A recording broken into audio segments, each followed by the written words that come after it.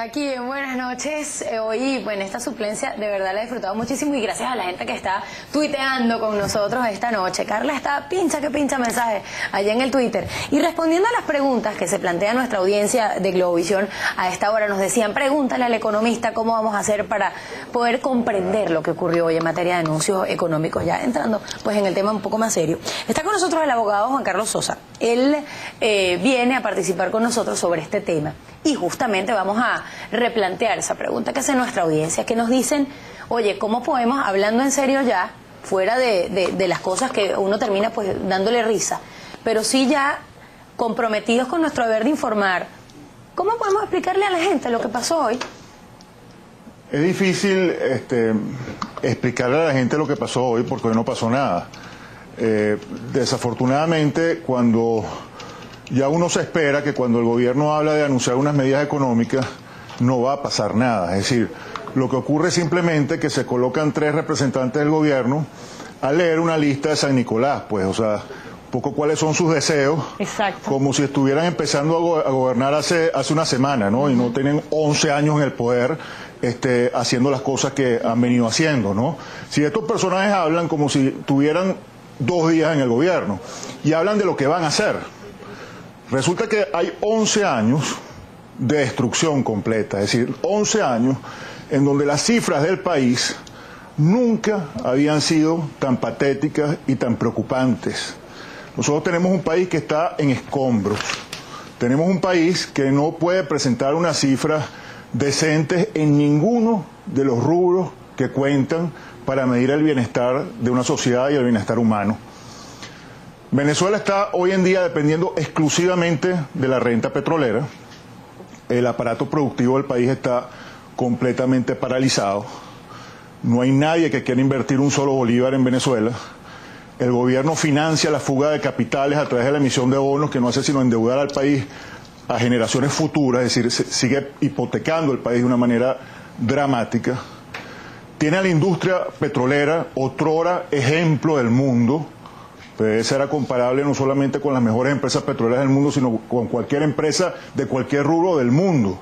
Y siempre resultaba ser de las primeras. Hoy en día tenemos una empresa que tiene un nivel de producción de hace 25 años. Es decir, estamos produciendo lo que producíamos hace 25 años. Hace 10 años teníamos 120 taladros operativos, hoy en día tenemos 47. Hoy en día el salario de los venezolanos es casi 16% menor que hace 10 años. Tenemos la tasa de inflación más alta de Latinoamérica y una de las más altas del mundo. En alimentos, la tasa de inflación que se mide en cuanto a canasta alimentaria, en los últimos 10 años llega casi al 1000%. Y en cuanto a lo que es la tasa de inflación a nivel general, a 600%. Además, doctor, es quizás este juego en el discurso de hacernos creer que ahora viene un paquete o vienen unas medidas, como quiera que se llame, tomando en cuenta que desde el 2003 han reforzado y nos han sometido, nos han colocado contra la pared a algo muy distinto a la libertad económica, nos colocan control de cambio, control de precios. Además, el ministro Samán dice que bueno, que lo que está controlado y lo que no también tiene que tener un límite. Es decir, buscan todas las formas, las han buscado desde siempre con impuestos y con otras cosas adicionales para que el venezolano no tenga la facilidad para surgir. Es imposible surgir en un país en donde tenemos un presidente cantándole loas al Che Guevara, como hoy, que encadenó al país durante varias horas para mostrarle una película totalmente de ficción, una Venezuela que solamente existe en delirios, y bueno, y terminó bien la cadena con un canto al Che Guevara. ¿Qué mejor forma de terminar semejante disparate como el que vimos hoy? 3 horas estuvo encadenado el país en todas las televisoras, en todas las cadenas de radio, simplemente escuchando mentiras, falacias, y además viendo cómo el país se le ha entregado de la manera más rastrera a Cuba. Es decir, tenemos unos líderes que le han vendido el país a un régimen que tiene 50 años esclavizado. Entonces ese es el modelo de sociedad que estamos pintándole al mundo, que estos personajes le están vendiendo a Venezuela, Esa es la promesa que ellos nos están dando a nosotros los venezolanos a futuro. Es decir, vamos a vivir el sueño de este señor, viva Fidel, porque fue lo que dijo al final, viva Fidel, viva Cuba. Sí. Es eso, llevar a Venezuela a lo que han sido estos 50 años en donde la película no puede ser más clara. Es decir, Cuba es uno de los países más retrasados del mundo, donde la gente tiene que montarse en una balsa y arriesgarse que se lo coman unos tiburones para tratar de escaparse de ese infierno. Entonces, ese es el país que estos personajes quieren para nosotros, y por eso no es casual que todos los venezolanos jóvenes, los que están graduándose ahora y los que son profesionales de hace pocos años, lo único que están buscando, lo único que tienen en su mente es agarrar sus maletas y irse del país. Los que consiguen trabajo se van todos. Entonces Venezuela, que otrora traía la inmigración del mundo entero, y éramos ejemplos para el mundo en cuanto a libertad, en cuanto a democracia, en cuanto a posibilidades de surgir en la vida, una persona que se fajara a trabajar podía llegar a tener una vida plena, su hogar, su casa, su carro, sus viajes, su buena educación, su buena estándar de vida en el título general. Eso era la Venezuela hace 40 años, hace 30 años. Hoy en día, ¿cuál es la promesa que hay? Nadie en Venezuela se puede comprar una casa decente. El sector inmobiliario está totalmente paralizado. El sector construcción, hoy el ministro precisamente una de las pocas promesas que hacía era, bueno, vamos a mejorar la construcción. Bueno, la construcción resulta que hay un déficit de 2 millones de viviendas y tenemos un sector totalmente paralizado porque no hay cemento, no puede construir, porque tomaron la empresa cementera y la quebraron, la volvieron un desastre. En el sector alimentario, resulta que hace 10 años Venezuela consumía el 100% de la carne que se comía. Hoy en día apenas se consume carne producida en Venezuela el 47%, todo lo demás es importado. Y en desarrollo humano, es decir, crecimiento económico, vuelvo y repito, tenemos la inflación más alta de Latinoamérica, una de las más altas del mundo, y un salario que no alcanza para nada. Entonces, ¿qué están hablando? ¿Qué es lo que dice el ministro? Que se quiere comprar 3 Ferraris, o sea, su sueño es manejar 3 Ferraris en Venezuela, en Caracas, y no poder hacerlo porque hay huecos. Caramba, yo creo que el sueño de cada venezolano hoy en día es que salga a su casa y que no lo maten. Así es. Que salga a su casa y caramba, y pueda llegar a un trabajo y ganarse el pan de todos los días de una manera digna. Ese es el sueño de todos los venezolanos hoy en día. No anda entre Ferraris, por Dios. Cuando el ministro hoy decía que la gente se quedó esperando un paquete, que siempre están esperando un paquete y que aquí no hay ningún paquete, sino que se toman medidas todos los días. Yo creo que fue una de las cosas que él dijo que a mí más me marcó, porque realmente la gente está esperando algo. ¿Cuál hubiese sido, hablando en términos constructivos, el escenario deseable al día de hoy? Como un ciudadano, como una persona que conoce las leyes venezolanas, ¿qué hubiese sido lo que, a su juicio, tuvo que haber anunciado hoy ese grupo de ministros? Es que si estos ministros tuvieran un mínimo de decencia, hubieran renunciado todos. Porque después de 11 años, siendo absolutamente incapaces de mostrar un solo resultado positivo en nada, en todo lo que muestran son las peores cifras que ha tenido este país en toda su historia, no pueden sentarse y verle la cara al país de una manera honesta. O sea, si yo fuera de esos personajes, bueno, sería difícil imaginarse uno en la carne de esos individuos. Pero si fuera así, caramba, a mí me daría vergüenza pararme frente a un país, ¿hablar de qué? ¿Promesas de qué? Si son 11 años de gobierno desastroso. Entonces, ¿qué me van a prometer? O sea, ¿qué van a hacer ahora distinto a lo que en 11 años no han podido hacer? Venezuela está perdiendo las oportunidades más espectaculares que ningún país en la historia haya tenido. Señores, o sea, el petróleo llegó a estar a más de $100 el barril. Un país que tiene las reservas potenciales más importantes del hemisferio occidental.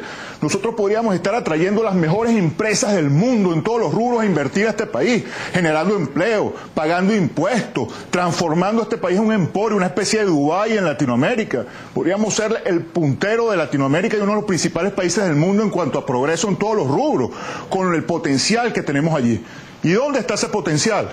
Enterrado, como dice un amigo mío, Diego González, la faja del Orinoco va a terminar siendo un parque temático en donde van a poner unos anuncios y dentro de 30 años harán una especie de tours, como quien va por Busch Gardens o por Walt Disney, y dirán, bueno, aquí yace una riqueza que pudo haber transformado este país en uno de los mejores países del mundo, y fíjense cómo estamos todos muriéndonos de pobreza y sin ni siquiera poder tener una vida digna. Es que además, doctor, hay tantas contradicciones.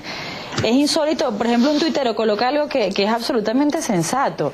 El gobierno le ha regalado $20 millones a Ecuador para que ayude a las personas con discapacidad. Todos quisiéramos que ese dinero sirviera, pero aquí en Venezuela hay tantas fundaciones que se ocupan de eso y que tienen que hacer una cena y una fiesta y tantas cosas, como Funda Procura, que en estos días realizó una fiesta para recaudar fondos para poder construir una sede. Sí. Después el ministro Giordani te dice que se quiere comprar un Ferrari, y no es porque se lo quiera comprar, que chévere. Ojalá que todos los venezolanos tuviéramos la oportunidad de aspirar a cosas tan grandes. Pero te ponen un impuesto al lujo, te dicen que ser rico es malo y te vienen con ese discurso que parece que se burlan de la gente, ¿vale? Y yo quisiera preguntarle, porque tenemos que ir a la pausa, si usted coincide en que lo que ellos debieron anunciar el día de hoy es un retroceso de todas las cosas que han hecho: quitarnos el control de cambio, flexibilizar el tema del control de precios, incentivar a la propiedad privada, darle estímulos al productor independiente, por llamarlo de alguna manera, e involucrarnos todos en la participación de estas medidas, porque somos todos importantes para que el país surja desde el punto de vista económico. Bueno, regresamos luego de publicidad.